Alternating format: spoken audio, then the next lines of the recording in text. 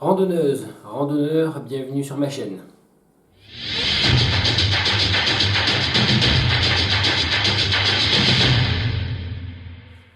Trekkeuse, trekker, bienvenue sur cette nouvelle vidéo concernant un sujet un peu sensible et je pense que tous les randonneurs d'ailleurs ne sont pas d'accord entre eux. Alors je trouve ça très intéressant. Il s'agit de la protection de pluie. Alors la protection de pluie, très souvent, pour tous les randonneurs, on pense à la cape de pluie, cette grande cape qui fait transpirer pas mal à l'intérieur, hein, d'ailleurs ça condense pas mal. J'ai testé, moi j'ai pas du tout aimé, mais vraiment pas. Alors pour plusieurs raisons. La première, comme d'habitude dans toutes mes vidéos, je pense que je vous dis la même chose pour commencer. Je suis toujours allé dans mon magasin, ma grande surface de sport. J'ai acheté, la voici, je l'ai toujours, une grande cape Quechua, alors qui protège, il n'y a pas de problème, elle pèse juste un âne mort, c'est vraiment lourd à porter, pas très intéressant au final, car on transpire, ça protège, ouais, ça protège, mais c'est vraiment pas confortable, je trouve qu'on voit pas trop où on marche, alors sur une plaine ça peut le faire, dès qu'on a un sentier un peu escarpé, je trouve ça plutôt dangereux. Et surtout, de toute façon, pour les chaussures, quoi qu'il en soit, et je pense que vous serez tous du même avis que moi, au bout d'un moment, on a les pieds trempés.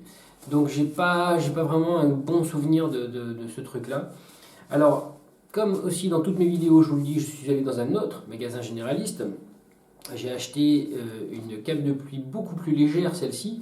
Alors, elle a cet avantage, elle est beaucoup plus légère, mais je trouve qu'on a les mêmes défauts, ça condense, ça protège moyen. Moi, je trouve vraiment pas ça très confortable. C'est encore assez lourd hein, par rapport à d'autres solutions dont je vais vous parler dans 2 minutes. Voilà, c'était assez encombrant, assez lourd, je suis pas un grand fan. Alors, comme d'habitude, merci YouTube, merci les trekkers, merci tous les randonneurs qui font partager leurs expériences, bonnes ou mauvaises d'ailleurs.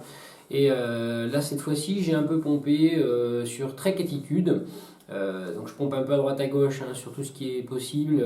Toutes les bonnes idées pour moi sont bonnes à prendre.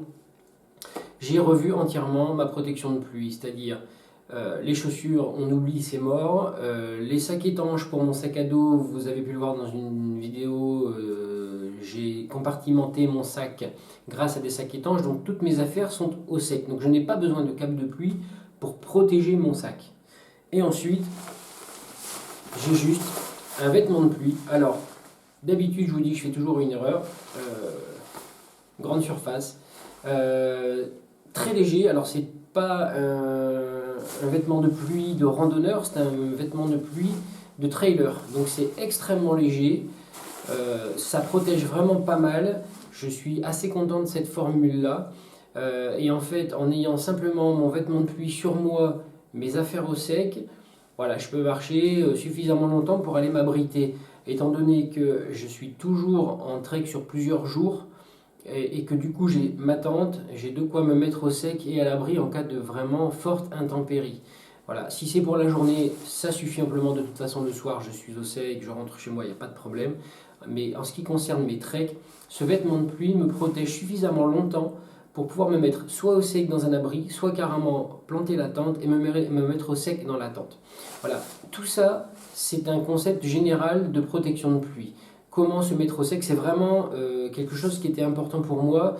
Je sais que le problème de la température du corps est plus important que d'être au sec ou pas au sec, hein, c'est pas ça le problème. C'est vraiment de perdre de la température et de se mettre en danger pendant des randonnées à des altitudes plutôt importantes.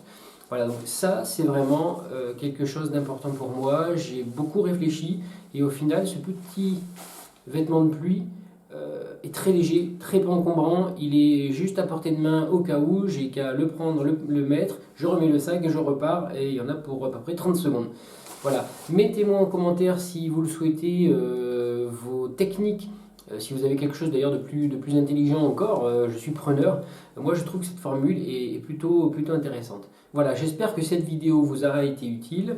Et n'hésitez pas à vous abonner, n'oubliez pas. Et je vous dis à très bientôt pour une prochaine vidéo.